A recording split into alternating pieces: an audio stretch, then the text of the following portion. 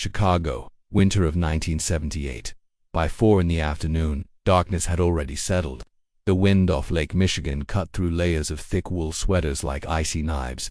On West Summerdale Avenue, the yellow glow from the streetlights reflected off a thin layer of snow, breaking into disjointed patches of light like the slow, uneven breaths of a sleeping neighborhood. In the distance, a petite woman stood on her porch, a telephone pressed tightly to her ear. Her voice was hoarse, trembling as she spoke to the police. "My son hasn't come home. He said he was just going to meet a man about a job an hour ago. Now he's gone." She repeated the man's name over and over, as if trying to carve it into the listener's memory. John Wayne Gacy. Gacy lived alone in the red brick house at 8213 West Summerdale. Outwardly, he was the model citizen, 42 years old, a successful building contractor, active in the local community, well-connected. On weekends, Gacy would dress up as Pogo the Clown in a polka-dot suit and a big red nose, performing at children's hospitals and charity events. Kids laughed, parents shook his hand in gratitude, and neighbors thought of him as kind and cheerful. But behind that smile was a house with a basement that always carried a faint, musty odor like damp soil mixed with something far heavier. The wooden floors creaked underfoot, each gap between the planks seeming to hide something beneath. No one in the neighborhood had ever been down there except Gacy. When asked, he would just chuckle and wave it off. "It's just junk down there, nothing worth seeing."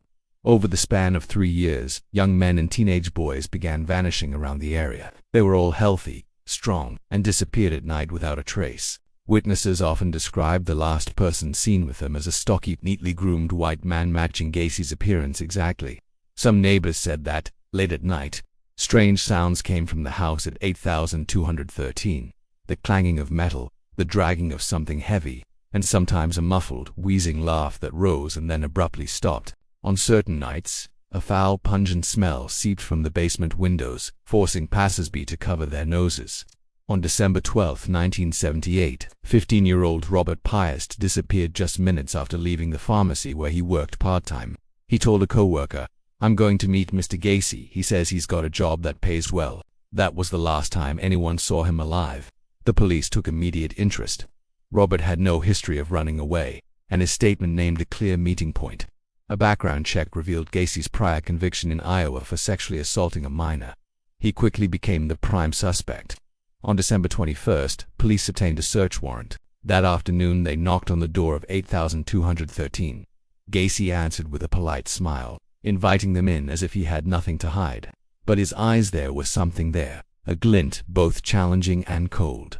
The main floor was tidy, with walls lined with pictures and furniture neatly arranged. But when the officers descended into the basement, the atmosphere changed entirely. Every step on the wooden stairs groaned under their weight. The air was thick, damp, and heavy with the stench of decay. In one corner of the dirt floor they noticed freshly turned soil, still moist. A shovel bit into it, the earth was soft, releasing a powerful wave of rot that made some gag and cover their faces. A few shovelfuls later, torn fabric emerged from the dirt, and then a shard of white bone. A human hand pushed up from the soil, fingers curled as if still trying to grip something in its final moments. What they unearthed was not one body, but an entire hidden graveyard beneath the house. Arms, legs, skulls tangled together, matted with dirt and scraps of cloth. Each body pulled from the ground seemed to thicken the air, pressing on the chests of everyone in that basement. Counting them on fingers was pointless.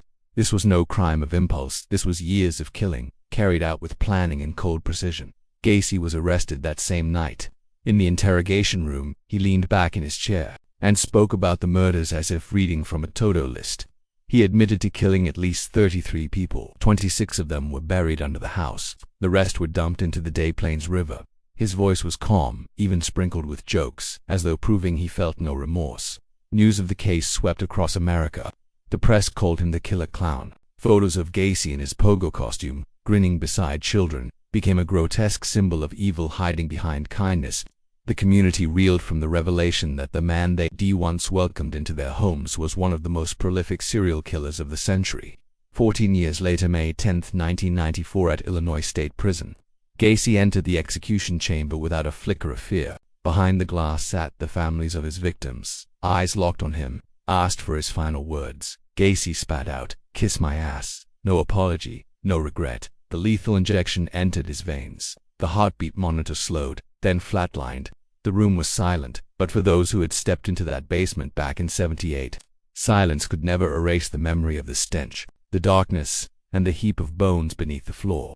The house was torn down, but the lot still sits empty, a dark gap in the row of suburban homes. Neighbors say that on rainy nights, when the wind snakes through the iron fence, it carries a strange sound, a high-pitched wheezing laugh, warped by soil and distance, rising from deep underground. The story of John Wayne Gacy is a reminder that monsters don't only lurk in ancient myths or the depths of dark forests. They can wear tailored suits, paint on a clown's smile, shake your hand in broad daylight, then vanish along with the light when night falls.